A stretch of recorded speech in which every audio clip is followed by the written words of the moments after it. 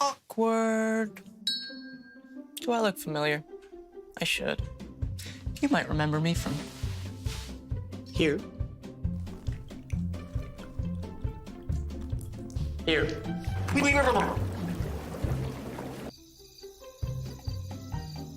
Or maybe even here. But an awkward silence can be a great thing. It can actually be a perfect moment to reach out to a friend and ask if they're okay if they seem down. Doesn't matter how you say it. You all right? Everything's okay? All G? You all right, girl? You cool? You bugging dog. Just show you're there for them. Go on, Kelly. Seize the awkward.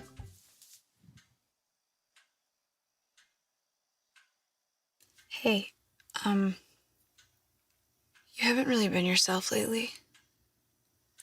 Are you okay? Find out how you can help a friend with their mental health at seizetheawkward.org. How to know if you should reach out to a friend. Your friend might Views be. and opinions expressed by the individuals in the following program do not necessarily reflect those of its producers, Metaphor Creative Media, its management, or affiliates.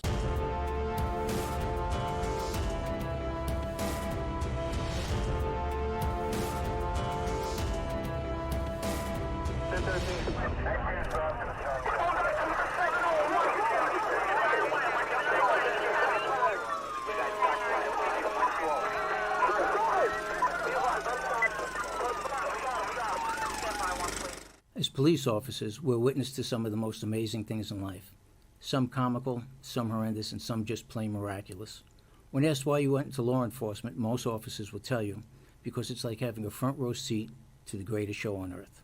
Today, we saved you a front row seat. This is Koutsofios.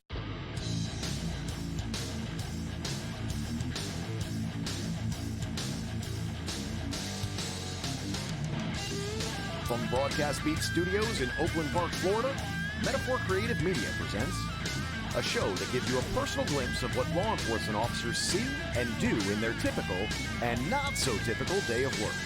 From walking the beat to detective, Rob has 35 years of law enforcement experience.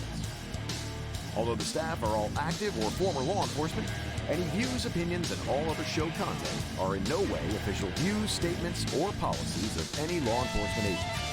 To talk to our host, call the podcast studio toll-free at 888-511-COPS. That's 888-511-2677. Hello again, and welcome to Koutsofios, your front row seat to the greatest show on earth. I'm your host, Rob Lerner, along with my co-host, Gary Dickinson. I want to remind everybody we broadcast live every Thursday night at 7 p.m. from the Broadcast Beat Studios located in Oakland Park, Florida. Here on Koutsofios, we attempt to give you a personal glimpse of what law enforcement officers go through on a daily basis. We'll also talk about recent events, happenings, and the latest hot topics pertaining to law enforcement that not only affect the officers, but you, the general public, as well. If you have a question, a comment, or a story you'd like to share, you can join in on the conversation by giving the podcast studios a call toll-free at 888-511-COPS. That's 888-511-2677. You can also instant message your questions and comments live on our Facebook page. We usually come to you on Thursday nights, but being that Thursday is Halloween and most people are going to be out trick-or-treating with the kids or attending parties, we're doing our second episode on K-9's tonight, Tuesday night. Before we get started, last week I mentioned Detective Dennis Murphy, whom I had the pleasure and honor of working with. Dennis, as I mentioned, was placed in hospice as a result of 911-related cancer. He had undergone 56 bouts of chemo, 60 radiation treatments, and 2 surgeries. Dennis often traveled to Washington, D.C. with other first responders over the summer during lobbying efforts to convince Congress to renew the 9/11 Victim Compensation Fund. In June, the 23-year NYPD veteran at the time said he was privileged to see Congress and President Donald Trump unanimously vote to renew and replenish the fund for 9/11 survivors for the next 70 years. Sadly, Dennis lost his battle this past week, surrounded by his family and friends. Our thoughts and prayers go out to the Murphy family. Dennis, God rest your soul. It was a pleasure knowing you. Last week we touched on our four-legged canine partners. We discussed a little about the history of canines and when they came about in police work. These dogs are truly amazing. They're courageous 24/7 and give 110% all the time, as was witnessed with the Belgian Malinois who chased down Baghdadi, the leader of ISIS. Tonight, we have a special guest who has many years of K-9 experience under his belt and is the commanding officer of the K-9 unit for the Sheriff's Office. Our special guest tonight is Manny Koutsofios. Manny, thank you for joining us tonight and welcome to Cobservations. Thank you. Happy to be here. It's a pleasure to have Gary. Welcome to Cobservations. Yeah, man. Yeah. Before we get into tonight's topic, as always, I'd like to discuss some recent events in the news pertaining to law enforcement. The military dog working assigned to the elite Delta Force that was wounded while tracking down ISIS leader Abu Bakr al-Baghdadi has now been identified. President Donald Trump released a photo of the wonderful dog on Monday. We have declassified a picture of the wonderful dog. The name was not declassified as of yet, but we now know it to be Conan. It was named after Conan O'Brien. He said the dog did just a great job in capturing and killing the leader of ISIS, but Abu Bakr al-Baghdadi, Trump tweeted. Okay. There were reasons for keeping the dog's name classified, for reasons they were afraid if they announced the dog's name, people would be able to recognize the dog's handler and possibly put him in danger.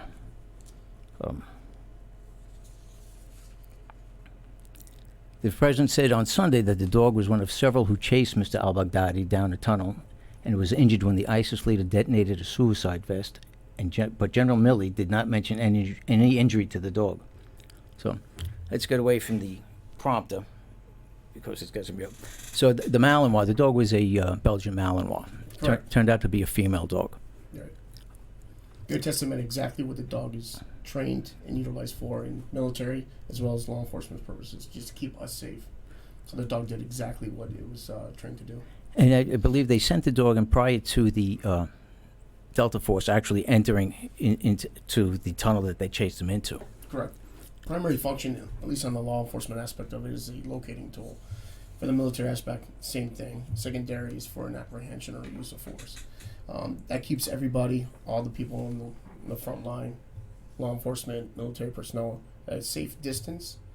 And as you can see, if any of the military personnel were next to this, when the suicide vest went off and the bomb went off, there could have been casualties.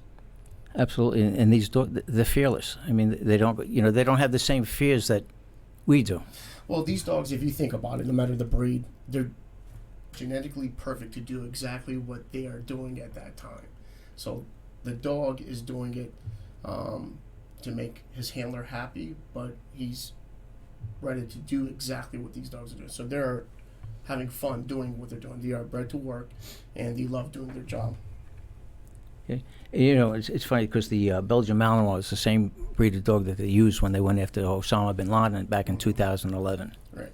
Commonly, for law enforcement and military aspects of it, we'll use Belgian Malinois as well as the German Shepherds.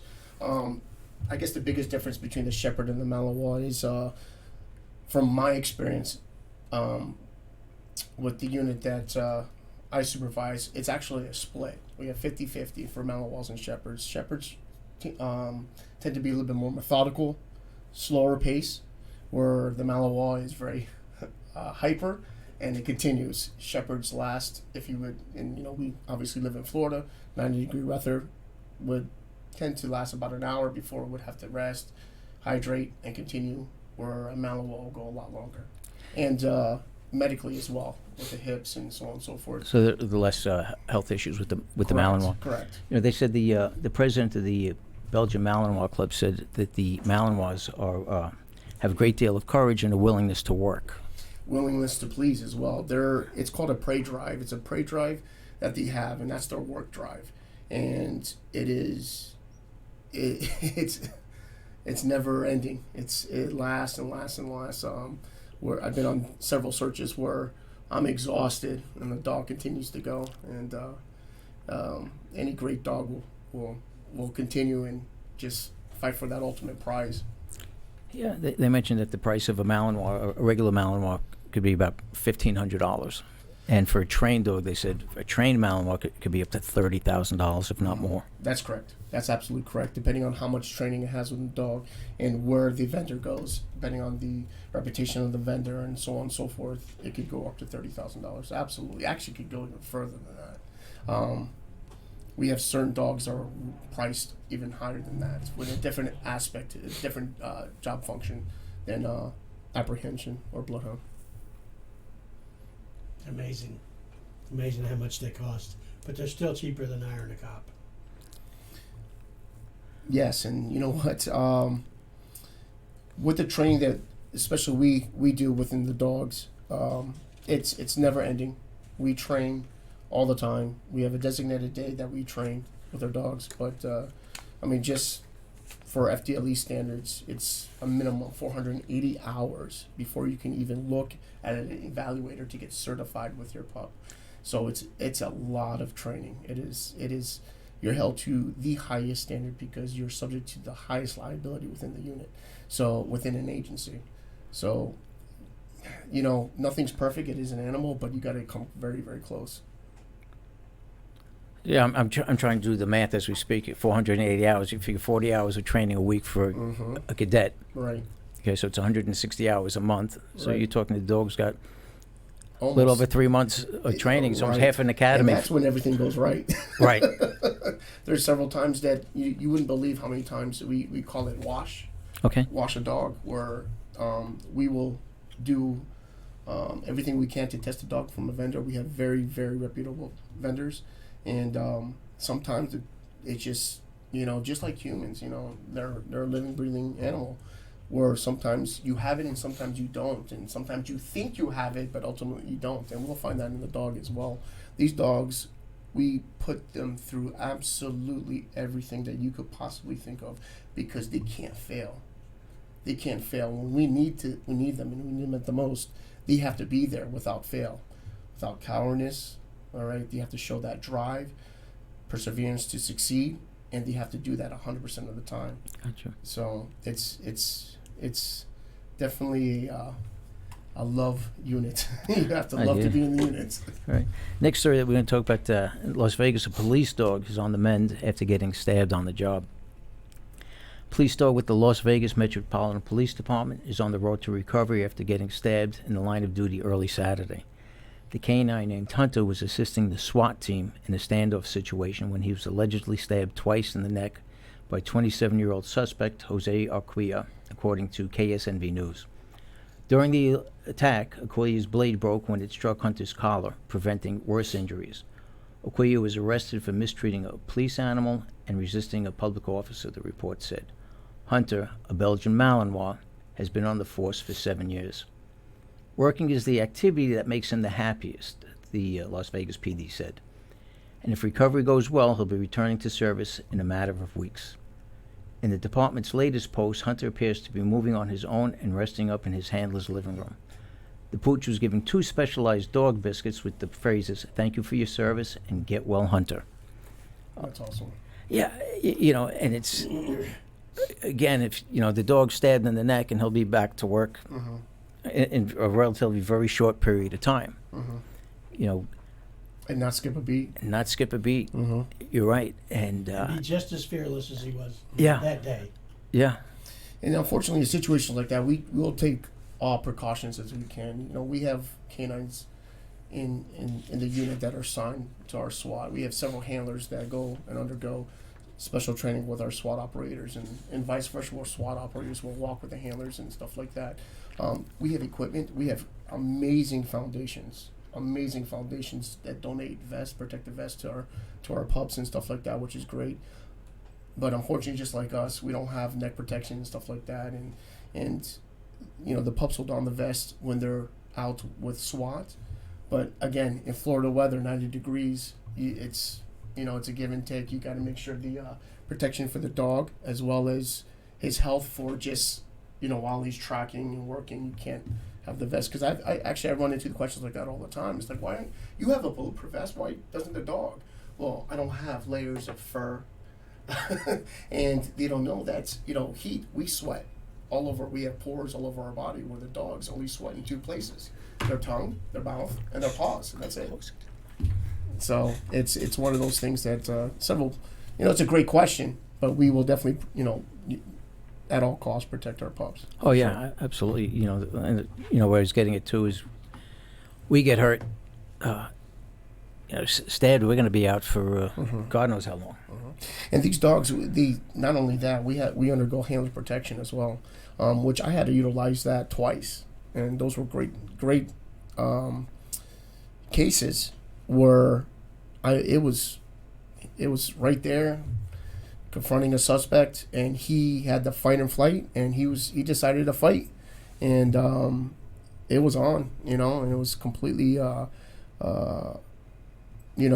was obviously you try to be as ready as possible, but action versus reaction, and our vehicles are equipped with something called a bailout button, and I had that on my vest like I was supposed to, and trained to utilize it. And this was with a retired dog. I've had 2 dogs now, that one working, one retired, and that dog jumped out of that car and he saved me 100%. He saw Dad in a struggle, in a fight, and he came, and I tell you what, it was almost like you train for that all the time, to see it and to feel that you are protected by your partner. It was amazing. And I've always said it. Probably one of the best partners to have is that K-9, in the sense that he or she is going to be there, and they'll die for you. And the love that they give you is so unconditional, whether it's a domestic animal or a dog that you're working with. I mean, you spend more time with your K-9 than most people spend with family members. Absolutely. We bring the dog home. Right. It's a great program where we have, once the dog retires, for legal reasons, we purchase the dog for $1. Right. And he lives the rest of his life as he should, as a pet, and we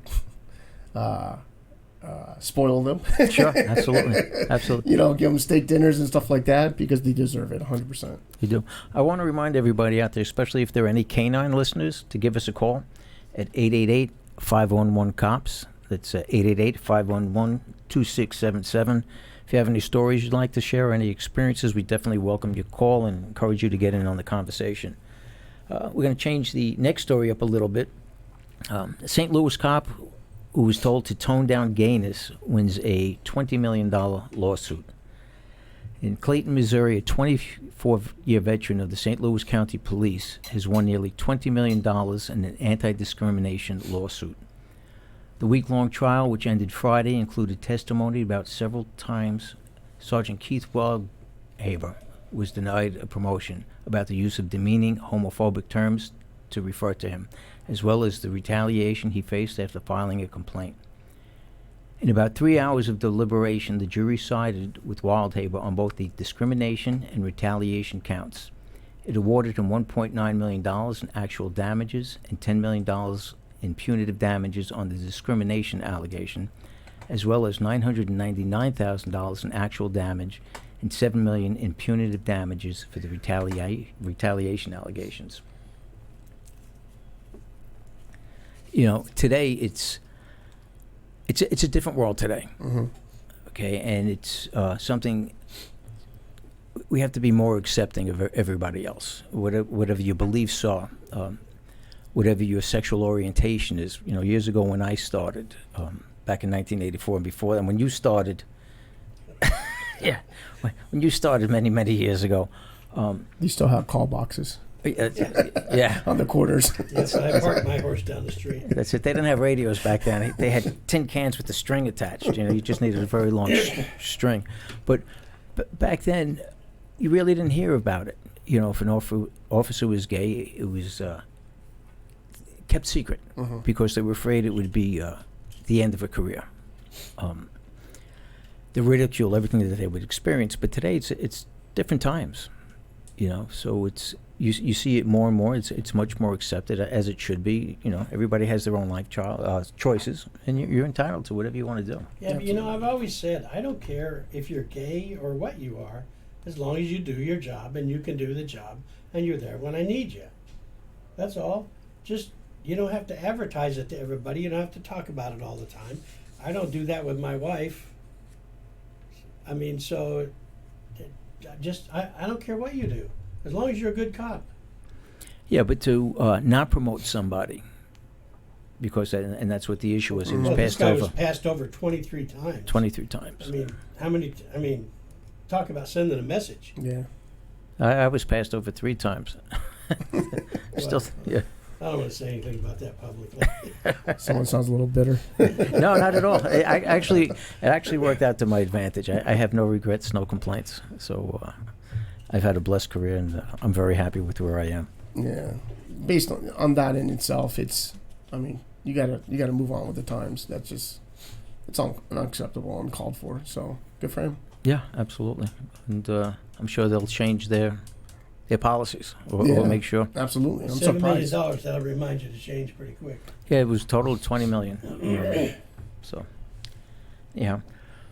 We're going to take a break, and when we come back, we'll discuss the vital role our four-legged partners play in enforcement with our guest Manny Koutsofios. If you have a question, a comment, or a story you'd like to share, join the conversation by giving the studio a call toll-free at 888-511-COPS. That's 2677. We'll be back shortly.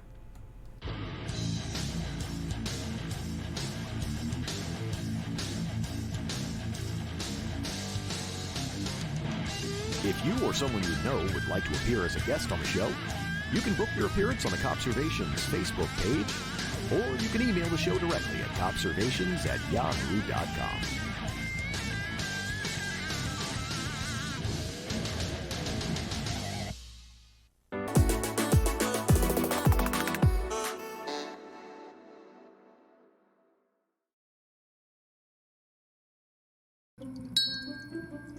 How to continue the talk with your friend about their mental health after you ask about how they were feeling. Put down that phone. Do it. Nobody's texting you. Phone down. Good.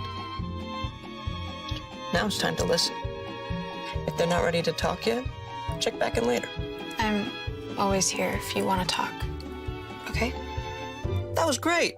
Find out how you can help a friend with their mental health at seizetheawkward.org.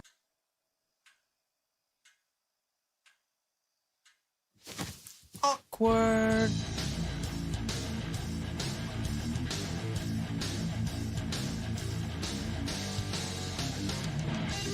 To talk to our host, call the podcast studio toll-free at 888-511-COPS. That's 888-511-2677. Now back to our host. Welcome back to Koutsofios. Tonight, Gary and I are discussing the vital role our four-legged partners play in law enforcement with our guest, Manny Koutsofios. Manny is a 16-year veteran of the Sheriff's Office and has been assigned to the K-9 unit for the last 10 years and recently promoted to sergeant. He's the current commanding officer of the K-9 unit. Prior to K-9, Manny was an FTO as well as a set team detective. Manny, again, welcome to Koutsofios. It's a pleasure and an honor to have you here. Thank you. Thank you for the invitation. Before we get into it, I like to ask all of our guests a few questions. What did you do prior to getting into law enforcement? Regular jobs. I was a bartender, believe it or not, doing certain things, having fun, flipping bottles and all that, going to school as well. What prompted me to get into law enforcement was I was an accounting major at a college, and I took criminal law as an elective. That piqued my interest, accounting, criminal law. Bartending. Because They gotta go together. contractual law and stuff like that. I had several friends that were in law enforcement, asked to do a ride along, and I was hooked after that. Got into victimology, and lots of studies of law, and that was it. Switched my major to criminal justice, got my degree in that, and applied and got hired. And the rest is history. Yes. What do you like the most about the job? You know, it's honestly it's the helping. It's seeing your hard work pay off, and you know, actually seeing, you know, the people's faces when you're there and you know, unfortunately, you don't solve all the problems, but you solve that problem for that particular day. Or, you know, again, working in the canine aspect of it, you know, mom, dad work very hard for the things they have, and they just got burglarized, or they just, you know, were victims of a robbery, and you brought that individual to justice because of the hard work that you put in, and letting them know, hey, guess what? You know what? I understand that you are suffering from a loss, or you've been victimized of a horrendous crime, but you know what? He did not go away. He's going to have to answer for that. And it's just, it's you know, it's very, very satisfying for that, and just to see them that, you know, that they got some type of gratification. So I'd like to see the successful conclusion to... And just to add on to that, I oversee our missing persons unit, as in for the bloodhound aspect of it. And it was you know, seeing that these dogs, you know, mom and dad frantically calls 911 saying that their child has been missing for 8 to 10 hours because they thought they were at a neighbor's house and they're not. And, you know, you think 8 to 10 hours, that's, you know, they thought they were at school, but they're not at school, and so on and so forth.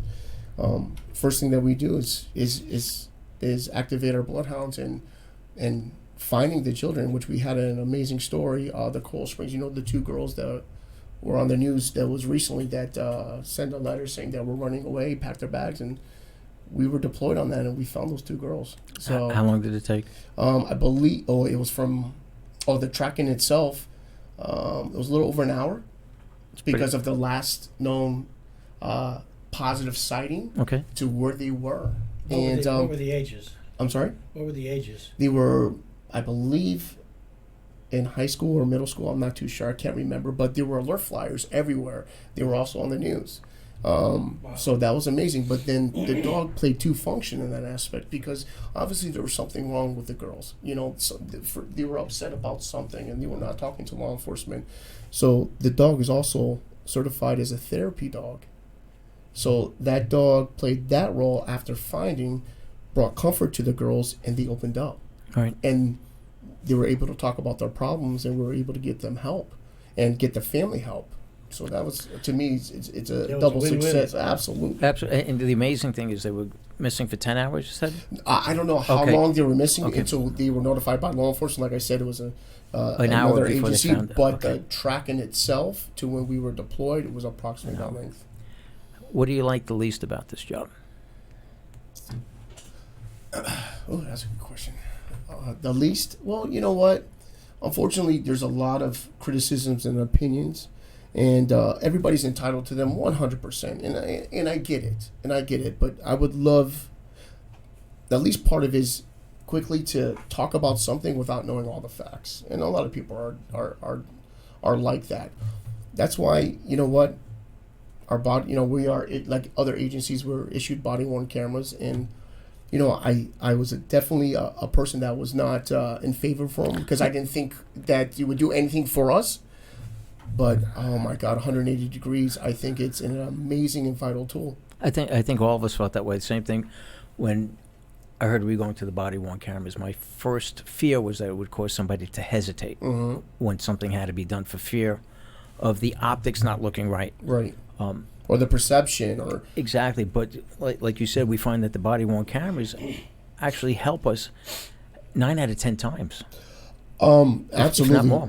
I was going to say more, because obviously, being the supervisor of the unit, I field the complaints and so on and so forth. First thing I do is pull up the body-worn cameras, not only from my handlers, but other backup officers or deputies that are in the area, and it's quickly proven that you're 100% wrong. And not only that, I would like to invite you to see it yourself. It's a public records. Please view it, because if you think you're wrong, please see it as it happens. Because you know what? There are several times where the perception, or, you know, things may look to you in a different way than it will to me. But the camera's the camera. It is what it is. However, I will caution this. That's under one lens and one viewpoint. Right. So that's why it's great that I can get several viewpoints from several handlers, several deputies or officers, and back up and view it all, and that gives you a perfect clear picture of what happened. And the funny thing is too, with the body-worn cameras, a lot of times it diffuses the situation as well. When people realize they're being videotaped, it kind of keeps them in check. All the time. Yeah. I find that all the time. In the United States, there are approximately 2,000 law enforcement agencies that have canine units. Most law enforcement agencies prefer the German Shepherds and Belgian Malinois, although Dutch Shepherds and Retrievers, Rottweilers, and Doberman Pinschers are also used. What made you get into canine? Actually, believe it or not, the K-9 would, this unit was a unit that I thought that it was unattainable. It was, the unit is a very elite unit, and I saw the handler in a K-9 team work, and I saw firsthand, and to me it was absolutely amazing to get from one point to a second point without losing a beat, having no sightings, no witnesses saying, hey, you went this direction, whatever, and utilizing the dog and the dog in itself. I thought it was absolutely amazing, and that's what I wanted to do. So to me, it's a very, very fast-paced, proactive unit, and with a tool that's it's vital to law enforcement, and it's the best tool on your butt. I call it the Batman belt. Yeah. Best tool in our arsenal in law enforcement by far. No matter what area the dog is assigned to, missing persons, bomb, narcotics detection, apprehension, location, it does not matter. We have 56 actually handlers in the agency, and to go back, we have retrievers, we have bloodhounds, we have Malinois and Shepherds and Dutch and pointers, and they're just absolutely amazing in all aspects of it. Is that your phone going off there, Mr. Dickinson? Yes, it is. The producer's telling me something. And what are the requirements to get into a canine unit of an officer? All right, the requirements are pretty much the same as in any specialized unit. 3 years on the job, probation status is complete, exceptional evaluations, recommendations from your supervisors. It's not a requirement, but I definitely, especially in the apprehension part of K-9, that you come out. We have training every Wednesday, and if you think this is something you want to do, come out on a Wednesday and see it for yourself. I respect when law enforcement personnel come out on a training day because they're all gung-ho and they're willing to do this, and once they get into a suit or don some of the equipment, I don't see them ever again. So it goes to show you that it's a love unit. You have to love this unit. It's something like you'll never experience in your career, at least for me. I've been blessed to be back in the unit as a supervisor, something that it was a dream of mine, and it's a reality. So I feel truly blessed about that. But that's 2 to 3 years, depending on prior law enforcement experience, evaluation, recommendation of supervisor, absolutely. And one of the requirements is to take a bite in the suit. Well, yes, we have. There's two part of our the assessment or evaluate that we evaluate the prospects of someone want to come into the unit. It's a physical aspect, and there's also an interview part of it as well. I remember seeing the job announcements where you have to be in great physical shape to keep up with the dog. You have to be able to keep up with that dog pretty much. Yeah, we have physical training every Wednesday. You have to be on. Because you got to remember, you're going and you're being. You're tracking with the dog for hours upon hours upon hours, or you're at a standoff with SWAT for hours upon hours. So it's something that you have to be in peak physical shape. And is there also a swimming requirement? Yes, because the dog once the dog goes in the water. Trust me, I used to work in a district where we're surrounded by water, and there's been many times where we had to go into the water. Listen, there's a saying in K-9.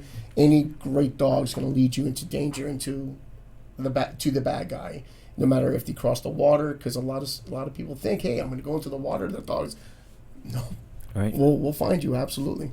It's amazing. And what are the requirements for the actual K-9 itself? Well, there's two things. There's for apprehension. For apprehension, I'll speak about that. For all dogs, you have to have a good play drive. It's a play/prey drive, meaning the dog is going to do what he's instinctually his makeup, what he was genetically born to do. All right, they're not domesticated animals, as in, you buy a pet from the pet store. We get them from Europe. They are working dogs, so you have to have the prey and defense, meaning, so you have the work in the dog. The dog wants to work. He loves to work. Everything he thinks, just work. The second is the defense mechanism. So when you have a suspect that is extremely violent, that chooses to fight, the handler chooses to fight the dog's not going to cower away. So those are the two things that we have with the dog, including no fear of gunfire. We do a lot of gunfire with with our canine partners. We'll be on the range with SWAT operators, and we'll have a full stack go live and go hot, and we'll do obedience with our dogs, and we protect our dogs with with Q-tips and stuff like that, because their sense of hearing is so great. But yeah, it's for every one dog that's selected, we'll probably go to 30 to 40 dogs that you fail. that we will pass up. Okay. Yeah. Now, when you get back to the gunfire, because even when we're on the range and the first round goes off, I mean, it's loud and sometimes it's startling. When the dog is startled by the gunfire, and it displays that behavior over and over again, would that be a disqualifying factor, or is it something you could train the dog to? No, that's something that they either have or they don't. For our dogs in our unit, it's almost like a track star on that starting line, waiting to hear that gunfire, and it's just ready to go. That's the best analogy I could use in comparison. The dogs, they become more alert, and they're like, okay, I know what this means. It's time to work. It's time to work, and let's go. Yeah. They think it's the real deal. Absolutely. And they have to think that way. So. What we actually do is play down, so the dog is not so quick to work. We'll keep them in an obedience mode, so that they could basically drown out the gunfire and remain focused at the task in hand. And that's actually what we do with our dogs. Our dogs are very, very, everything stems from obedience with our dogs. So it's almost like they learn to tune it out. It's another day. Wow. Another act that happens. Question two: Are the K-9s, are they trained, or can they recognize a police uniform? I get that question a lot. I know that one. So let me backtrack a little bit. I would say don't run in front of the dog. Okay? Let me just give you that tip. Part of our, which is an amazing thing that we do with our training division, is that there's some exposure to canine for the new recruits. And I tell them, I said, listen, if you get, if something happens and you get a little nick or anything like that from one of the canine, it's going to be your fault. They do not recognize uniforms. It's going to be your fault. That's a myth. It's a myth. It's a myth. But I will tell you this, and this is an actual fact. Our dogs are trained to target. So, again, in military aspect of this, obviously you can see the military have uniform and so on and so forth. Once the dog is targeted on a subject, the dog is targeted on the subject. We will train where we have several handlers in a group setting where we'll have the dog, and we utilize lots of equipment, muzzles and so on and so forth, and we'll have one decoy / bad guy, and the dog will be targeted on that bad guy, and he will run through the crowd. And that dog will run and follow him through the crowd, and he will not engage anybody else except for that bad guy. It's almost like a heat-seeking missile. Yeah, absolutely. It's an amazing thing to watch, and an amazing thing what these dogs know. Like I said, the tool is absolutely vital. I know a lot of the commands are verbal, and a lot of the trainings are done with hand gestures as well. Do they recognize hand signals? Yes. They recognize verbal, nonverbal commands, and also lights and stuff like that. When we are prior to being promoted to the unit, I was deployed in a lot of SWAT operations, and the dogs are exposed to marine, to rappelling, to the helicopters, and building clearance, where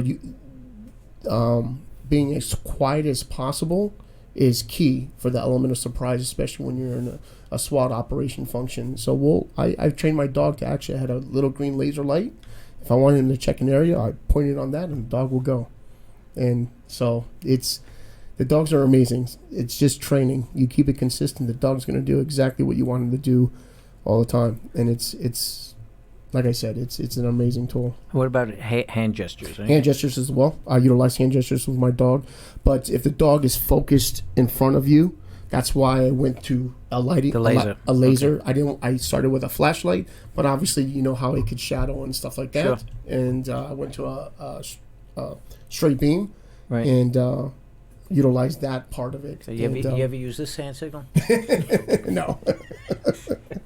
we have one handler that is assigned to our SWAT unit, and it's absolutely amazing what he does with his pup. It is absolutely amazing. You know, because it's funny. You've seen the movies and everything, and even the SWAT guys, they have their hand signals. You know, Mm-hmm. and I would imagine they do something like that with the dogs. Yes. So Yeah, we do. We use the signal when we're up, and again, it puts the operator and the handler at a tactical advantage to be behind a position of cover and concealment, being able to put the dog, have him search in a whole entire area, alert at one particular place, behind a door, down a hallway, and even though the operators will do a cursory search and stuff like that, we know where we need to focus. To have that, it's almost like having X-ray eyes. Right. Think about the advantage that we have, and placing our operators and our handlers at a safe distance away from that potential threat. It's an amazing thing. yeah. I have do a you- question. I have a question for you. What about distractions like other cats and dogs that are in the area? Okay, I've got a question in my ear. What about other distractions? I got it too. Okay, so there's your question. The question is distractions, other cats and dogs that are in the area. Does it interfere with the canine? Okay, so other animals, it can interfere with the dogs. However, we train to minimize that as much as possible. The dogs are a dog. Okay, Right. so there are going to be distractions, but we have commands, and we'll refocus the dog at the task at hand and command him to continue searching, continue doing what he's supposed to do. So he will refocus and continue. So we train very heavily on that, and for that aspect of it. But I tell you what, there's other things that will get in a dog's way. Like a possum. That's a good thing. The possum has a very close human odor to it. Really? Believe it or not, I learned that because I tracked a possom one time, and I We got him. We I found swore him. it was the bad guy, Right. but it was a giant possum, and I learned that day, Googled it, and That's interesting. and it's one of those things. So that was a distraction. However, we focused the dog, continued, and ultimately found the bad guy. Can you talk a little bit about that button release for the car and what that did for you? Absolutely. So because of technology and because of things that happened in the past, which, unfortunately, we had dogs left in vehicles or engines breaking down, the AC turning off. Technology is amazing. The vehicles that we have now are basically built for the dog's comfort and the dog's safety in mind. Currently, I have a SUV that is equipped with dual fans, sensors everywhere, bailout button, which I'll address as well, as well as a app that goes to my phone, so it'll let me know when the dog's not comfortable. When it reaches a certain temperature, it'll give me an alert. It's also, it'll tell me if my dog's in the car and I did not let him out.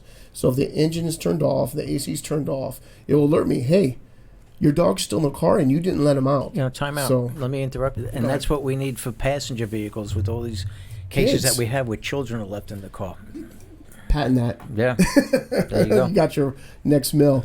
But for the bailout functions, we've had incidents in the past where handlers were under duress, were engaged in a physical altercation with a subject, and the dogs were left in the car. Let me And- interrupt you for a second, Go too, ahead. because I think a lot of people might not realize that because you're a canine officer, not every call is the dog with you. Correct. Just there's guidelines when we deploy the dog. Right. Yeah, a simple suspicious person at the corner, to somebody is suspicious. To us, it's not. So we would answer those calls for service, just like a regular officer would do. We'll answer that call. So we will not deploy the dog. There's guidelines and when we can and cannot deploy the dog. So there's been incidents where there's calls where officers were acting in the capacity as an officer, not a handler, and it turned into a situation where they wish the dog was there. It probably would have saved their lives. There's definitely one that we talked during break about, and it was a situation where the handler probably would be alive today if he his vehicle was equipped with this bailout system. The dog was watching his dad engage in a physical altercation, and he could not help, to the point where the dog injured himself trying to get out, and he was stuck in the car, and he couldn't help his handler or his dad, and unfortunately the officer passed. Gary, you were working back then when that happened? Yeah, that was Officer Scott Winters of the Pompano Beach Police Department.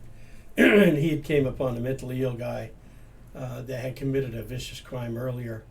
And he went to apprehend him, and they got in a fight, and the guy got his gun and killed him. Mm-hmm. And the dog was locked in the car, but there was some dispute about the agency telling him not to use his pop-out button to let the dog out, or not to have it on for some reason, and he ended up getting killed. And like you say, the dog just chewed the inside of that car up because he couldn't get out. The dog was trying to get to him And in the worst way. The worse the dog did that, the more frustrated he got. Mhm. He said, and the worse he did more, trying Right. to get out. He just wouldn't. They've even been known to smack their head into the back windshield so hard, so many times, that they got out that way.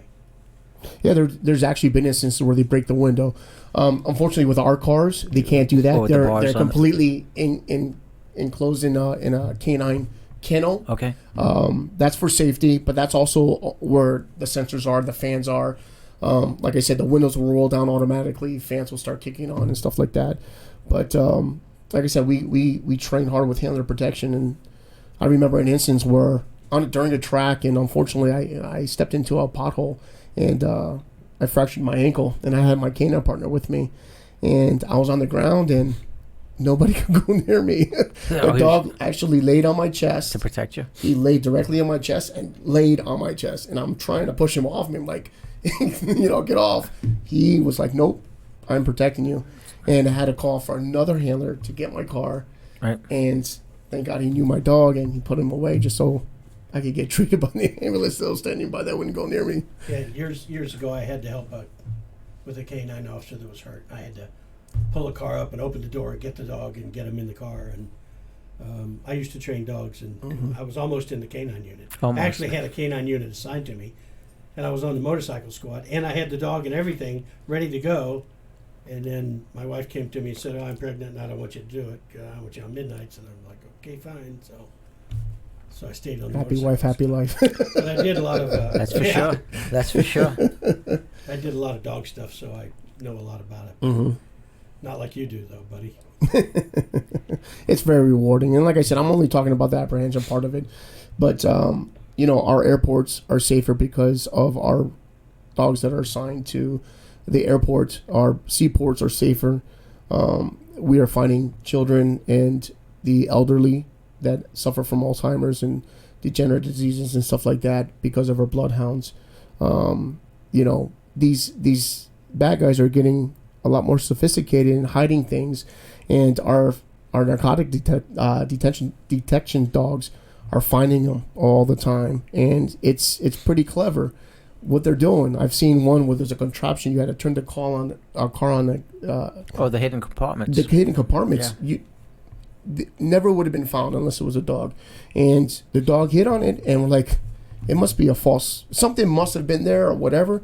So we continued, and the dog's telling us, "Hey, I'm smarter than you," because it's definitely in there. Exactly, because they're not And making a mistake. Thank God the handler trusted his pup like he's supposed to, and he said, "Listen, I'm going to guarantee you that something's there." And we found it, and it was there, and it was a lot of there. It was a lot of I there. was just talking $2 million worth. Yeah. I was just talking to Rob last week that now they're training dogs to detect electronics and thumb drives and all that kind of stuff In as our well. jails. Because it's another facet of law enforcement now that we didn't have before. Yeah, we have a canine team assigned to our jails actually for cell phone detections, and it will detect It's cell amazing phones what they're capable and electronic devices and stuff like that, and they have been a very successful team. Now, you mentioned thinking that it was a false hit, and you mentioned TSA. Mm-hmm. And it reminds me of a story when I was assigned to the airport. We got a call for a suspicious package in the men's room. And I went to the men's room, and behind the paper towel holder, there was a square bag. It was probably, I don't know, 6x4, but it definitely looked suspicious. It didn't belong in the paper towel holder, so I called for the K-9 dog. And the officer came, he had a Vizsla. And he came into the bathroom, the dog jumped up and smelled the item and immediately sat. And when you know it's not a test and that dog sits, it's a hit, and you can't describe the feeling. You actually feel your insides like just drop. I'm trying to make it as clean as possible. Right, okay, right. but I felt them drop, and I looked at the handler, and he looked at me, and I said, he sat. He said, I know what that means. Yeah, he said, yeah, let's get out of here. Right. He called for his supervisor. Then, we cordoned off the air, and we got everybody back as protocol, and he called his supervisor, who had a senior dog handler, come with his dog. Mm-hmm. And when his dog came into the bathroom, the dog smelled it. It was a false positive. What happened was, when this particular dog was trained, they would put the testing equipment, for lack of a better word, what it's called, on paper towels. Oh. So when the dog jumped up, he smelled the paper towels, and that's why association. So he sat. They retrained him, but when you see that, it's like, oh my God, let's get out of here. Yeah, it's unfortunately, as the industry progresses, we progress as well and learn what to do, and the training aids become less contaminated with other factors, with the narcotics training aids and apprehension training aids. We have equipment that, I don't know if people looking at police dogs back in the past, where you'll see the police dog running next to the suspect and never engage and never apprehend him. And you wonder why. It's because that dog is looking for the equipment, that giant bite suit that the decoy is supposed to wear. Well, I'm looking at this guy, and he has regular clothes. So we have actually, our school progresses from that to less equipment to hidden bite suits that are underneath regular They don't clothes. feel good. They don't feel good at all. You definitely feel all of the pressure that the dog gives you, but obviously it protects you from the canine. But it's a vital to and it's all about association, to associate the dog, get him out of being fixated with equipment and on to the job at hand. And that's how we do that. And we've been very successful. You really don't understand the power of the bite until you have a sleeve on and have them get a hold of that and really put the crunch down on it. Oh, absolutely. I always say in the canine unit, Aflac is a must. Let me ask you: do you believe certain breeds are more suited for different assignments? Oh, absolutely. Just to touch back on the bloodhound unit, it's genetically made up and created to do the job at hand. You see the dog, and you look at him and you're like, hey, the dog is cute, but his nose is always wet, his eyes are always droopy, and it's always, mucus inside and stuff like that. Well, that's for a purpose. When the dog is on a track, the dog's head goes down. All that floppy skin is actually there for a reason. All of that funnels that scent into the dog's nose, into its face, his ears. The reason why it's so long is it acts as a shovel, and it just scoops up all that scent. That's why bloodhounds can track and track and track, and they'll do it based on a scent article, and that's called a scent article track. Great story on this, where one of my handlers was called to a long time delay. I would almost say half a day time delay, where the parents found a suicide letter from daughter, okay? And said that I don't want to live anymore. I'm done. Obviously, they called 911 and they put a bolo, be on the lookout for a vehicle, the daughter's vehicle. Great job on the officer's officers doing area checks and located the car. However, she wasn't there, and then, like I said, it was a very, very, very long time delay. Well, the handler showed up, and normally It's a case-by-case situation. It was a decision that I had to make. The Bloodhound unit is only utilized for missing children and the elderly and non-criminal aspect. This is suicidal. So this is sensitive in nature in itself, because, as we all know, in our law enforcement experience, suicidal people are very dangerous, and they could become very dangerous. But we went ahead and deployed, and she found her. She found her almost a mile away. She had taken lethal doses of of a narcotic, of a drug, and the handler was able to use her issued Narcan, had to use 2 of them to get her up and saved her life. Was this a bloodhound? This was a bloodhound. And the way they started was when they found the car was unlocked. So the dog smelled the seat. That was the article that the dog utilized to smell the victim. And listen, the dog can go left, right, can't go east because it was on the beach. Right. But any other direction the dog can go, and the dog went exactly where it needed to go. We had aviation, we had drones. Couldn't locate her. The dog found her. And because of that, she's alive. She would have definitely died according to the hospital staff. So that's an amazing, and that's why the dog is genetically made for that. Patrol, for the German Shepherd and the Belgian Malinois, they are just bred to work, and they will continue to work. They're not the fastest. Obviously, we all know the Greyhound is probably the fastest, but they are definitely the second. They're not the best for locating. We know the Bloodhound is, but they're definitely the second. You know what I mean? These dogs can take, I use this, and we do a lot of demos for children and stuff like that, and I love this example. I had a senior handler that said this one time, and I'll never forget. The dogs, it will go home. Wife, mom, dad will cook pasta, and making pasta sauce. We come home, we smell the pasta sauce, and we're like, we're ready to eat, Well, the dogs don't smell that. The dogs smell the tomatoes, the onions, the garlic, the fertilizer that the tomatoes were grown in. All the ingredients. The salt, the pepper. You understand what I'm saying? Sure. Their olfactory cells in their nose are 500 times more than in us as human.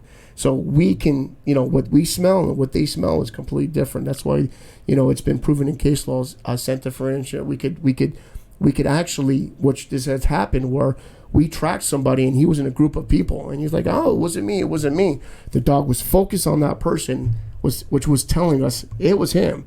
Well, we notified our CI and say, listen, we tracked this person from point A to point B. However, there was no independent witnesses, and we couldn't find the fruits of the crime, which is he burglarized the house. We couldn't find it on him. However, my dog is telling me this.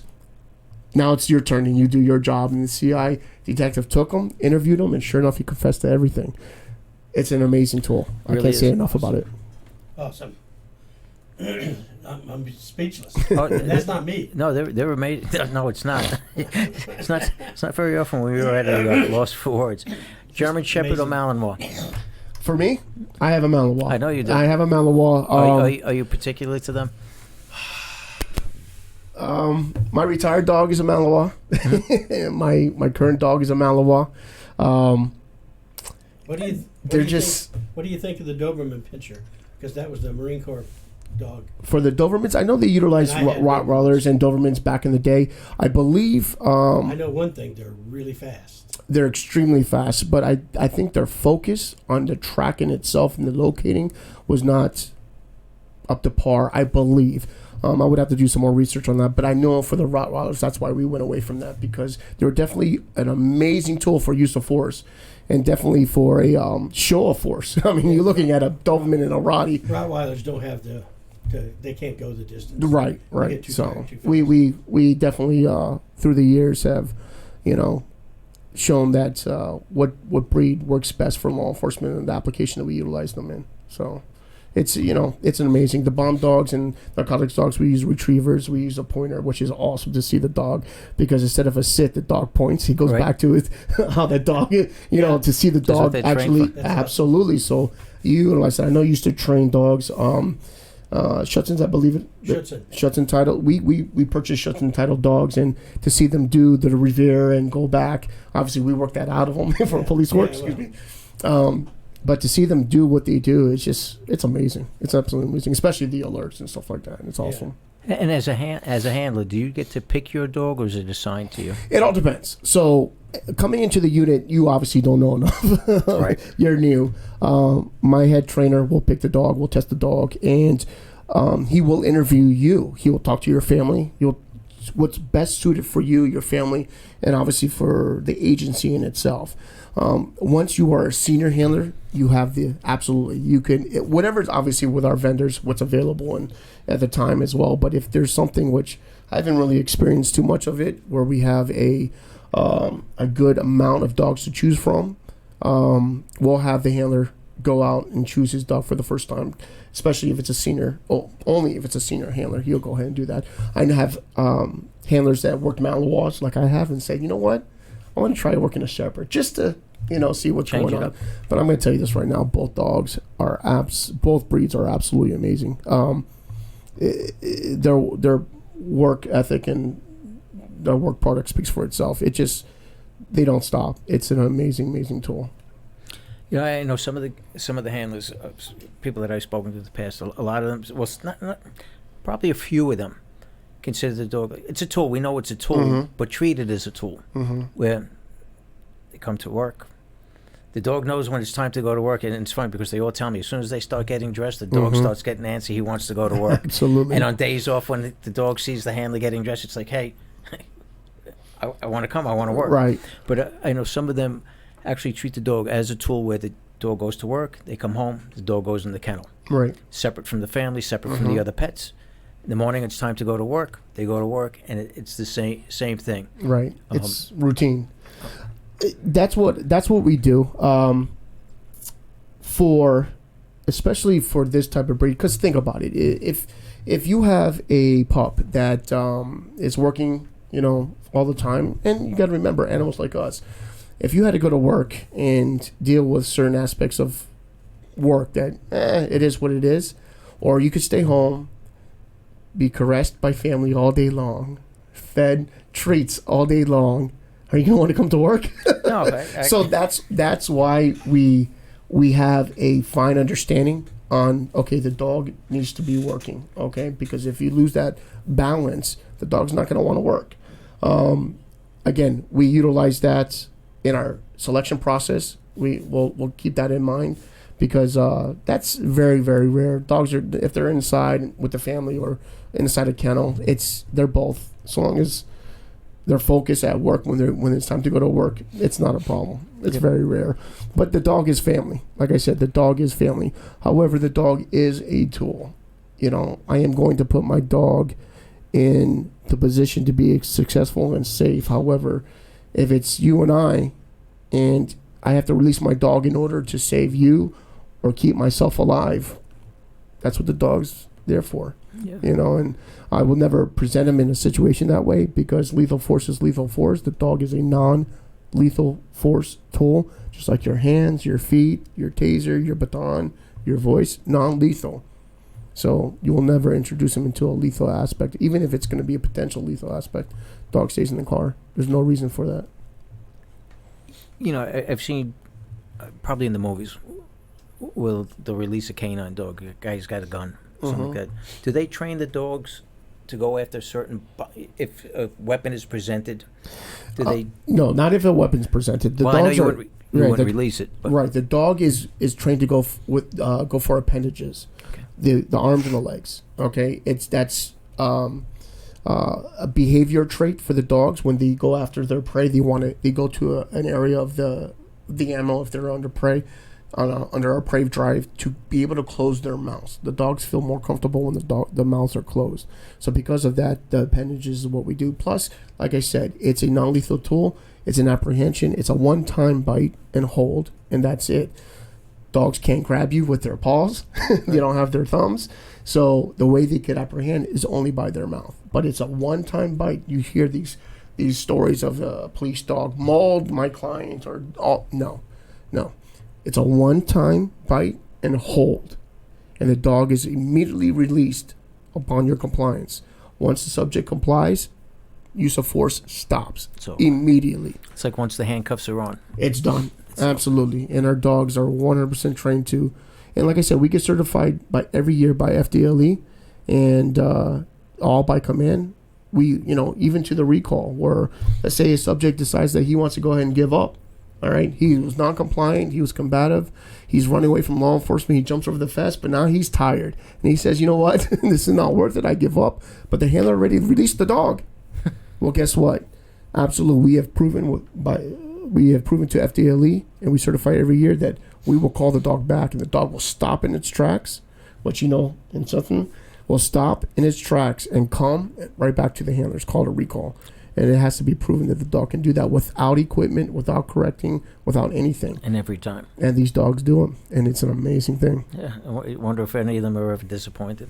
It's like, oh man, come on. Yeah, because it's come the on. thing they Yeah. most drive for. They're going for it. Hey, Now I Actually, gotta come back. I'll correct you on that. You know what their biggest drive is now, and then what we train is dads of praise. the Kong. Right? No, Oh no. Oh, just dads verbal. praise. Okay. The what, Grace? Dad's praise. The handler's yeah. praise Yeah, yeah. is actually its biggest driving force for the dog wanting to do well. That's what we train. Yeah, that's true. It's too. That it's is the true. toy and His everything biggest like that. reward is what I The should biggest say. reward is But- that attaboy that dad's going to But give at you the end because of you the day, listen. Yeah, that's what it's about. So And I know you mentioned we have 56 K-9s. 56, yes, 56 K-9 teams. And we have 56 teams now? 56 teams with a variation of application, from, like I said, money dogs, gun dogs, missing persons, apprehension, bomb, narcotics, cadaver, the cell phone, electronic. We also have vapor dogs, and that's something that's new. Basically, it's very, very small traces of bomb utilizing equipment on people, like we saw passing the news in the shoe and stuff like that, while the target's moving at a fast pace. So we have vapor dogs in the airport and stuff like that. I've actually assisted some of the guys at the airport years ago. Where Yeah. they would do it, say, "Hey, carry this and walk down the terminal," Mhm. and it was pretty interesting. Oh, it's amazing to see these dogs, and they're held to extremely high standard of proficiency. Those TSA dogs and those handlers, and let me tell you something. Those guys, those handlers are absolutely amazing. They also play a vital role at the airport, and that airport is extremely safe because of those handlers. It's an amazing thing to do because they check. But it's continuous, because obviously we lose our mind when we go on vacation, and we'll lose a bag here, we'll lose a bag there, we'll forget a bag, and those canine teams are quickly deployed, and they'll quickly grab that bag, render it safe. Right.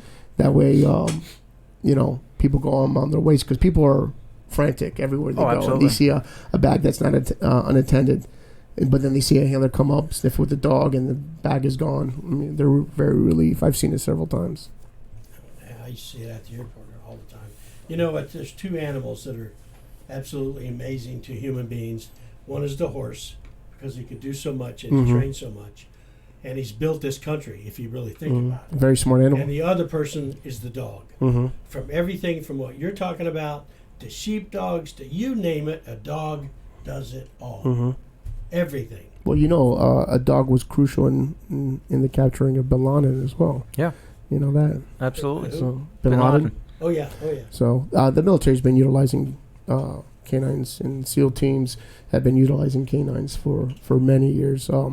We used to get, for one of our vendors, used to train actually some of the SEAL team handlers and their dogs and stuff like that, and to see them is absolutely amazing, because we have to work. Our training is extensive, but they train nonstop, and it's a lot of our equipment for law enforcement is being passed down to the military, and a lot of it's being utilized by my teams. Just seeing what they do and how successful they are. But they use Shepherds, Malinois, mostly Malinois, but both breeds are awesome. You think about the nerve it takes to jump out of a C-130 on a halo jump Mm-hmm. in total darkness at night over a strange country. You have no idea where you're going to land, and he jumps out with a dog strapped to him right here. Mm-hmm. It's amazing. It's just amazing. Yeah. And the guys that are going before and after him, they got We do, balls of steel. believe it or not, we do all that training They're as well. repelling. Yeah. We do all that with the repelling, with the dogs and stuff like that, because we are a hub, and this county is growing and is growing, even though you don't think it can grow anymore, but it is. Downtown Florida has massive buildings, and if one of those are taken over control by people that we don't want there, you need a team, and we'll have the dog deploy from the helicopter, rappel down, and handle business from the top down, because obviously you got to You got to control it from somewhere. We've had deployments, like I said. We train with our Marine unit. We actively train with our SWAT team, aviation. We have a great relationship with our tactical flight officers. It's an imperative tool, and it works extremely well. It's just exposure and getting these dogs trained to do what they do, and they just stay focused. It's absolutely amazing. Like I said, it's a very rewarding. It's a lot of work, but it's very rewarding. I guess BSO's come away since I started on. Yeah, absolutely. How many, as far as canine handlers, how many men, how many women do we have? I don't have that. Well, how many women do we have? Well, I could give you the answer to men if I knew the women. It's a $64,000 question. I know we have three female handlers in the Bloodhound unit. I know we have for 2 in narcotics. We could have more. They're just broken up more for what I oversee. I oversee directly 20 handlers. Okay. So 3 of them are female. For the bomb airports, I believe there's 1. Okay, I know who. Yeah, I know who she is. Yeah. And I'm sorry if there's 2. Okay. I don't know if there is. I know there's 1, and then I know in our narcotics division there's 2. Okay. So. What about apprehension dogs? Any women with the apprehension dogs? No, we don't have any women as of right now. Okay. For whatever reason, more than welcome to try out. Actually, you know what? We did have one that tried out, and she was topping the list, and because she was very well liked and she did so well, she was picked for another specialized unit. But she's a handler as well. Okay. So she works on the bomb side. And male canine, female canine, which is one more suited? I used to hear the stories that they didn't want a female canine to be a apprehension dog because they were afraid that the dog somehow would keep coming back to the handler. Okay. Now, I don't know if it's fact or fiction. And the males, being more aggressive, they would just go. Right. Any truth to? No. It's just obviously the female dogs. Our dogs are all alpha males. All right. That's important in the dog that we choose. Now, there could be an alpha female. Mm-hmm. All right. I know. I married one. That's another show. Yeah. There could be an alpha female that will do the job and do it perfect and stuff like that. But then you run into, if she goes into heat and stuff like that, and the training and the aspects, then, like I said, the animals are the animals, so the dogs are the dogs. But we do have that in narcotics. We have lots of female dogs in narcotics, and in that, in the application of just prey, obviously the prey or play drive, you have to have that in any application of the dog. But for when it comes to defense and prey and play drive for apprehension, it's very rare to get a female. Not totally a no, but it's just rare. It's just from the vendors that we get and the breeders that we have. That's it doesn't come up no, often. I guess we mentioned so many different functions that the canines handle: narcotics, apprehension, search and rescue, cadavers. I had the opportunity to see a cadaver dog work years ago, but they worked it backwards. Mm-hmm. Okay, it was a homicide. A prostitute was killed, and the body was found underneath the boardwalk. And they brought the cadaver dog to the scene, and the dog actually worked it backwards, mm-hmm. and went from underneath the boardwalk down the street, down an alley, around. I mean, it was absolutely amazing. Took us into a building, to a second floor apartment, where we were able to determine that this girl was actually in that apartment. Mm-hmm. Not sure where the homicide took place, but it was just amazing because the dog, once it got that scent, and it was a shepherd, it was a German shepherd. Mm-hmm. Once it got that scent, it was just relentless. It Yeah. just like a rocket. It was.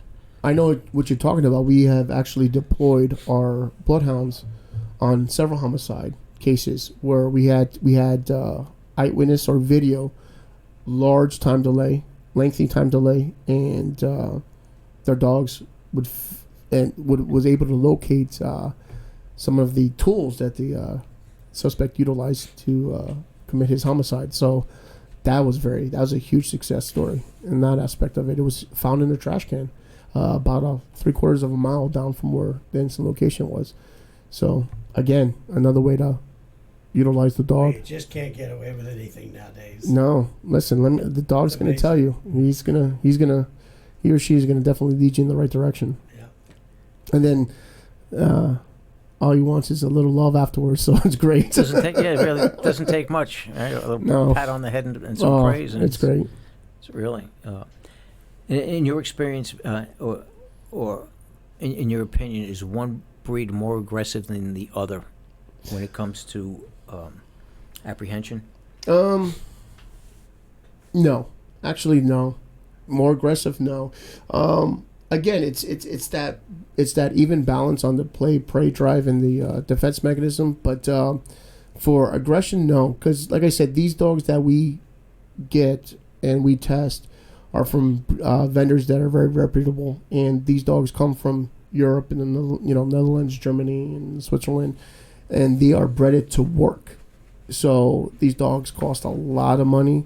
These vendors want to make sure that they have what they need and they're capable to completing the task at hand, and that they are also, they're going to, they don't want a return dog because they're going to lose money. Your dogs also come with some training on them already. It all depends. We can get a green some dog. do and some don't. Yeah, we have something called a green dog. A green dog's no training whatsoever. However, they do exhibit the drives that we need in order for have them as law enforcement K-9's. But then we will get dogs that are pre-titled as well, that have some training, and then we'll get dogs that are fully titled. Again, that plays into the cost of the dog in itself. And you could get a green dog for about $4,500. So these are Schutzen dogs? Yes, KMPV or Schutzen. And then you have some that are completely trained that are cost $18,000 to $20,000. Again, a lot of the stuff that they're trained in, we don't utilize that in an aspect of law enforcement. And actually, we need to break that training, detrain them to do what we want them to do. And actually, that's sometimes harder than training a green dog just to sit, to learn their name. Do they ever go to a shelter? Have they ever gotten shelter dogs? For my knowledge, no. Okay. From my knowledge, no. But we've had dogs that were donated, right, and stuff like that. But from my knowledge, I'm not too sure.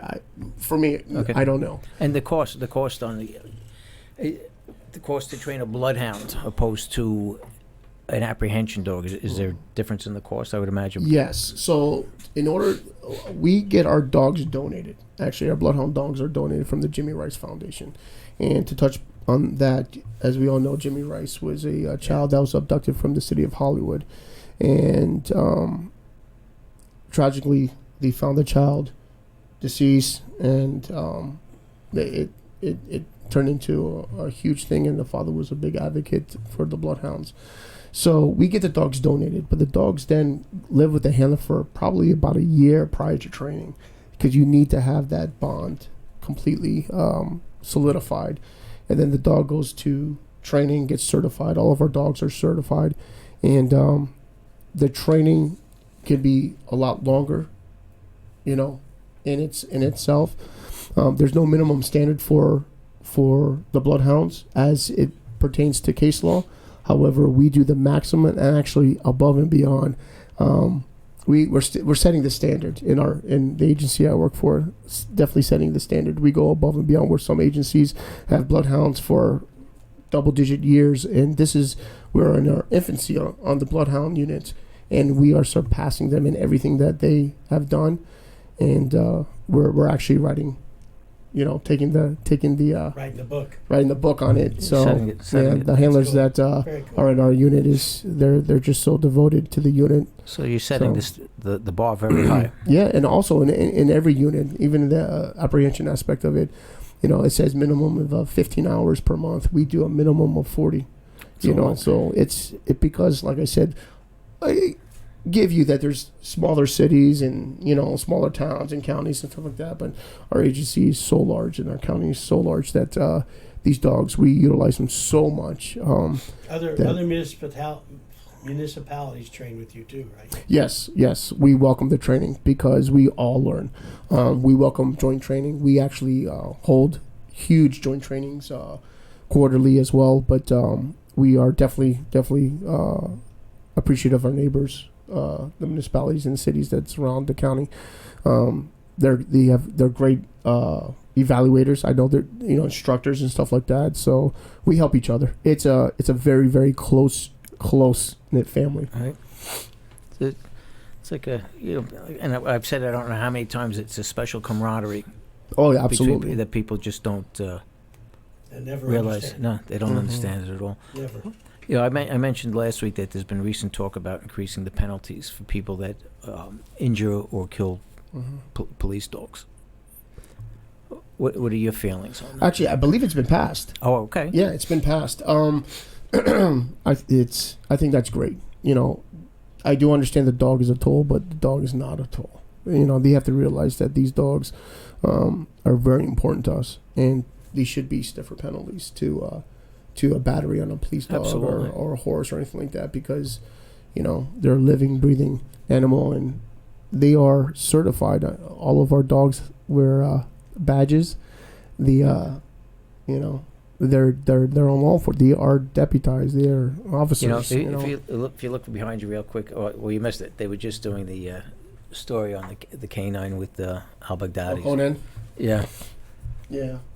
So it was interesting. That dog's getting a lot of publicity, and rightfully so. I love the picture with the tongue sticking out. It's beautiful. It's great. ISIS retirement plan's not much, is it? No, it's not at all. So last week I cited some statistics, and I'm going to just mention again. I don't know if you're aware, but in 2018, I believe there were 28 K-9s killed in the line of duty or died in the line of duty. 2019, so far we've had 21. For various reasons. Some were heat exhaustion, 5 were struck by vehicles, 4 from gunfire, 2 in training accidents, 2 by toxins, 1 was a duty-related illness, and 1 was from a vehicle pursuit. Where the accident, couldn't get the canine out, the car burst into flames, and that was it. Yeah, we attended one of those funerals where the dog was in Palm Beach County. Unfortunately, he was killed in the line of duty. At the Wellington Mall. Right, at the mall. It was a dangerous subject who was unknown if he was armed. As everybody, we don't know if they're armed or not. Right. He knew he was being sought off by law enforcement. He decided to go lethal. And unfortunately, the dog saved the handler's life. The dog actually jumped up and was in the line of fire. I've seen, you see so many of these videos with these canine dogs where they're being put down due to illness and cancer, and you'll see the troops come out and support it in the lines and the respect that and I tell you, every time I see it, I get so choked up. It's just... It's only fitting. These dogs deserve proper respect and burial. I've always had... Just like us. They're the unsung heroes of police work. Yeah. And... you see it, and you see them laid out in the coffins and all that. And every time, I tell you, it affects me more when I see them than sometimes when I see people. Right. Well, absolutely, because you got to remember, they have no hate, no heart. No, they're innocent. They're innocent. They just want to do what they need to do and please their dad or mom and family, and that's it. No prejudice. No prejudice whatsoever. Right.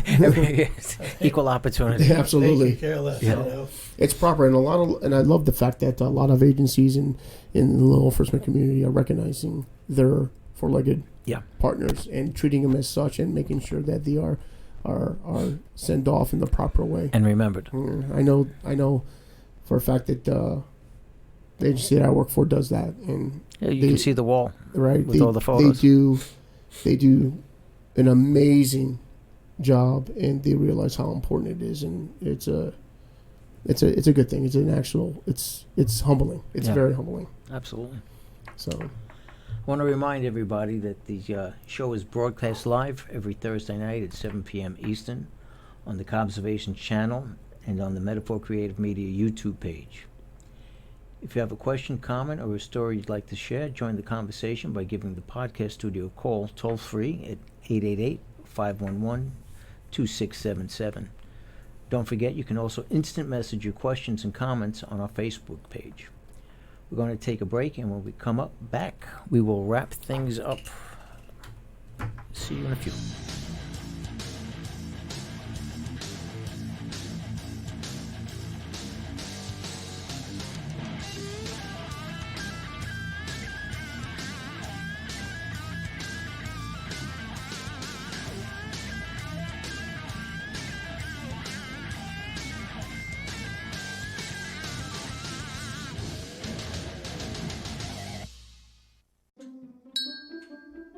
how to start that conversation with your friend about their mental health. First, make sure you aren't too far away. Closer, closer. Whoa, whoa, whoa, too close. Now ask something open-ended like, you all good? Are you all good? Or is everything okay? Is everything okay?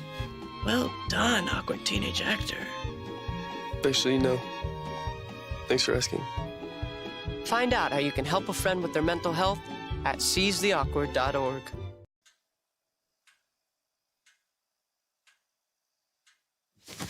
Awkward.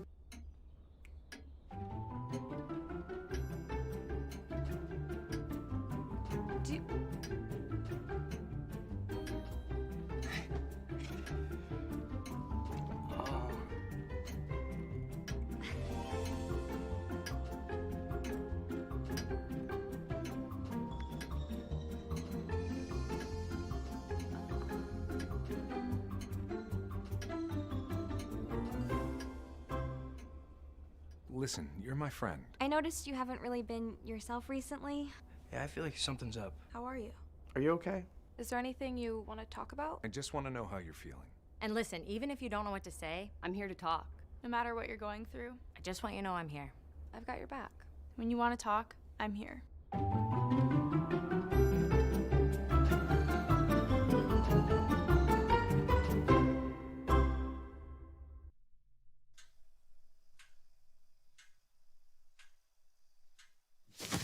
Awkward.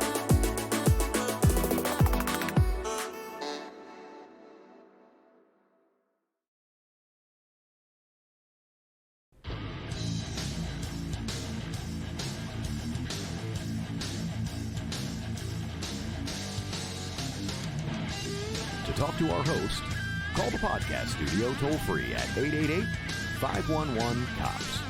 That's 888-511-2677. Now, back to Rob. Welcome back to Observations. The discussion tonight has been K-9's. K-9's.